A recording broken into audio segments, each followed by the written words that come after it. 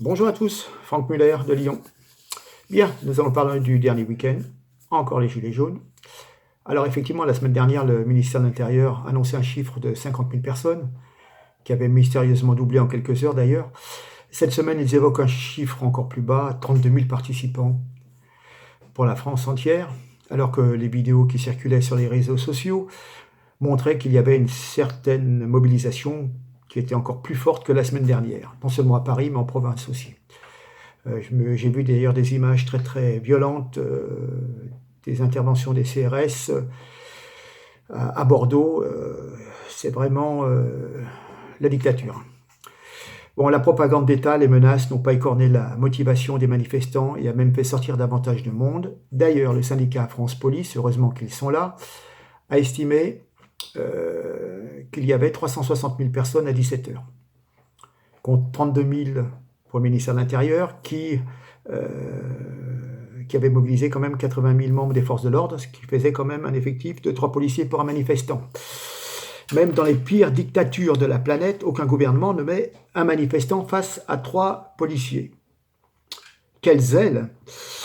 Je pense que nous aurons la même chose avec la délinquance, les narcotrafiquants, les djihadistes, et qu'on va avoir des résultats et des arrestations fantastiques.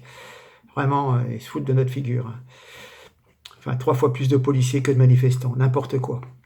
Enfin bon, à la fin de la journée, se trouvant trop ridicule, le ministère a fait évoluer ces chiffres qui passent de 32 000 à 84 000 pour 360 000 réels d'après la police. On est bien d'accord.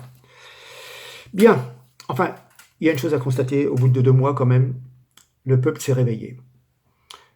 Cette révolte est la conséquence quand même de plusieurs années de problèmes économiques, d'incompétence des différents gouvernements qui se sont succédés.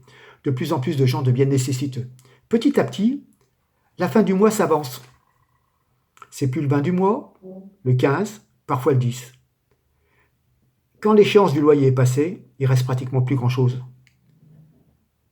pour manger, pour remplir le frigo. Oui. Cette situation ne peut plus durer. Nos élites vivent dans le luxe, dans l'opulence. Ils ne connaissent pas les besoins du peuple. Ils s'en foutent, vraiment. Tout cela parce que les électeurs, au premier tour, ont mal voté. Ils se sont laissés influencer par tous les médias. Ces médias du système qui leur a vendu Macron le sauveur. Voilà le résultat de ce marketing. En fin de compte, réfléchissez bien.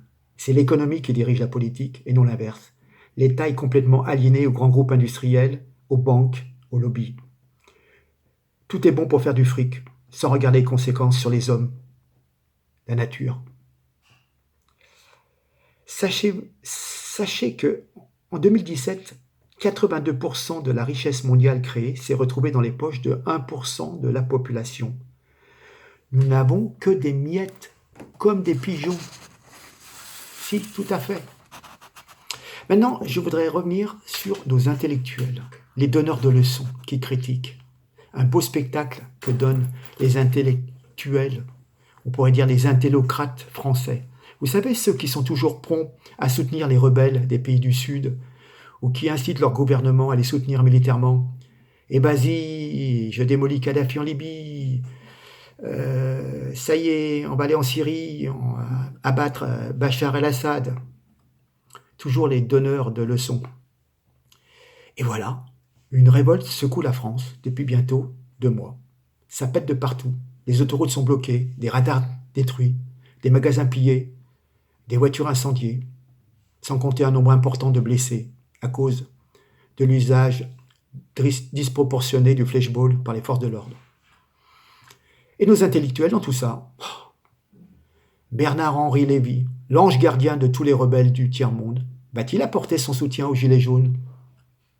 Ah non.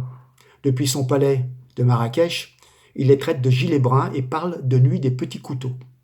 En clair, les types qui râlent parce que le 10 du mois, leur frigo est vide, sont aux yeux du philosophe des nazis. Quant à Luc Ferry, l'ex-ministre de l'Éducation nationale, celui qui continue à toucher de l'argent sans travailler depuis 15 ans, lui, il appelle la police à faire feu sur les manifestants violents et réclame l'intervention de l'armée. comme si la cinquième puissance, enfin ce qu'il en reste, la cinquième puissance économique mondiale, n'était qu'une vulgaire république bananière. Franchement, journalistes, intellectuels, artistes, grands patrons, tous ceux qui paradent à la télé, ils ont la trouille.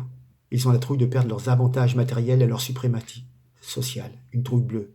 Alors quand ils voient les gilets jaunes, alors c'est soit l'extrême droite, soit l'extrême gauche, avec une pincée de racailles de banlieue, comme l'a précisé sur BFM un député. Je me pose une question. Si on demandait à la Syrie ou à l'Iran de nous aider, parce qu'en fin de compte, nous, on allait s'occuper de foutre la merde chez eux, maintenant à eux de nous aider. Allez, je vous laisse. N'oubliez pas, likez, abonnez-vous. Merci. Ciao, ciao.